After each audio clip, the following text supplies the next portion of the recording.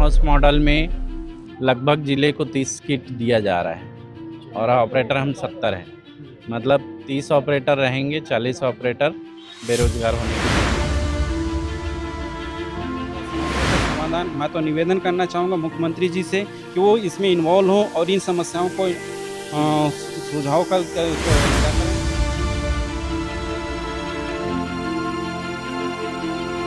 तमाम सारे विषय हैं, पर इन सारे विषयों के पीछे में लगभग 36,000 परिवार है जिनकी रोजी रोटी पर सवाल खड़े हो रहे हैं। नमस्कार, मैं हूं शिवेंद्र और आप देख रहे हैं 10 सिटी खबर। भारत की अगर कहें जीवन रेखा है आधार, क्योंकि जन्म से लेकर मृत्यु तक अगर किसी डॉक्यूमेंट्स की जरूरत सबसे ज़्यादा पड़ती है वो है हमारा आधार कार्ड। पर इन आधार कार्ड को बनाने वाले ऑपरेटर परेशानी में है, दिक्कत में है। आपको ध्यान होगा लगभग 6 माह पहले भी इनसे संबंधित एक खबर हमने आपको पहुंचाई थी, जहां पर लागू होने वाले इन हाउस मॉडल का आधार ऑपरेटर्स विरोध कर रहे थे।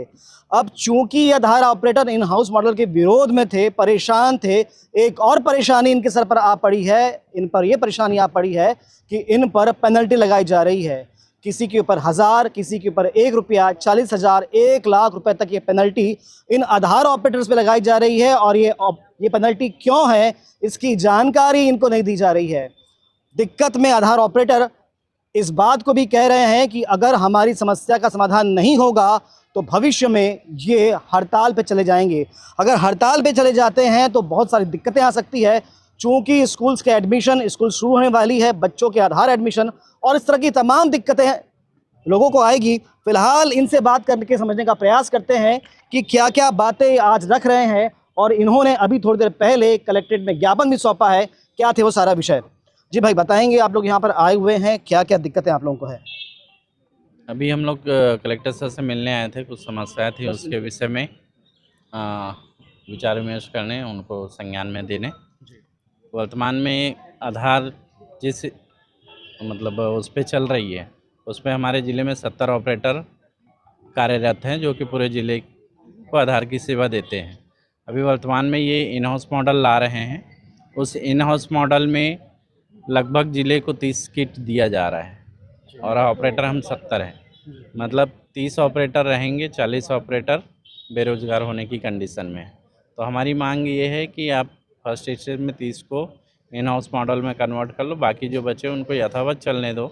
जब आपका किट 6 महीने साल भर बाद आए तब आप उनको वो करो। दूसरी चीज़ें हैं कि ये 1.5 लाख रुपए मशीन के एवज में, हमारी जो मशीन ली हुई थी वो भी 1.5-2 लाख की थी, जो कि अब बेकार हो जाएगी। अब नया मशीन ये देंगे, उसके एवज में हमसे 1.5 लाख रुपए सिक्योरिटी डिपॉजिट ले रहा है। तो इसमें हमारी 2 मांगे हैं। एक तो उस सिक्योरिटी अमाउंट को कम कर दिया जाए, 50,000 किया जाए।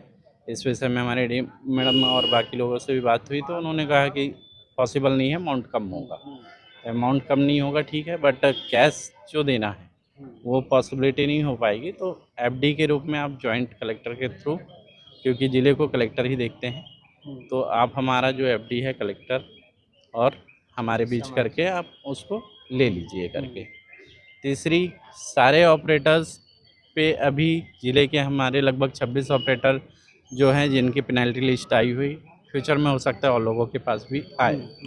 तो उसमें किसी को 500 रुपये, किसी को 70,000 रुपये के आसपास पेनल्टी लगा हुआ है। बट उस पेनल्टी का हमको कोई ब्यौरा नहीं दिया गया है कि ये कब का है और किस फाइल के कारण हमको कितना पेनल्टी लगा हुआ। तो वो भी हमारी एक मांग है कि सर वो पेनल्टी का लिस्ट दिया जाए।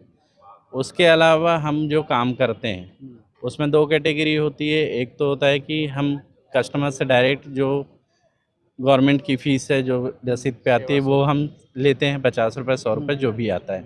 दूसरा ये होता है कि नया जो बनता है और मैंडेटरी जो 5 से 7 साल और 15 से 17 साल के बीच का है, वो निःशुल्क करना होता है, जिसका पेमेंट हमको यूआईडी देती है। तो वो पेमेंट पिछले 4 साल से कितना हुआ है, क्या हुआ है, किसी भी ऑपरेटर को कोई हिसाब किताब नहीं है।